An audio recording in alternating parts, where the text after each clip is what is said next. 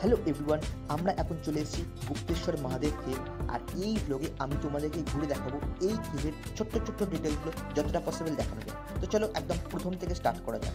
গুপ্তেশ্বর মহাদেব কেভের ওপর থেকে ভিউটা ঠিক কেমন দেখাচ্ছে একটু ক্যামেরাটা ঘুরিয়ে তোমাদেরকে একটা ওভারঅল একটা লুক দিয়ে দিই চলো। আর ওই দিক থেকে ঠিক ভিউটা এরকম দেখতেই পাচ্ছ।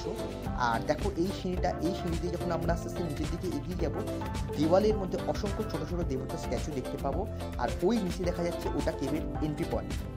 আর যথারীতি দেখতেই পাচ্ছ তোমরা, সন্ধে নেমে গেছে, লাইট সোর্স যথেষ্ট কমে এসেছে। তো এবার আমরা কেভে এন্ট্রি নেব।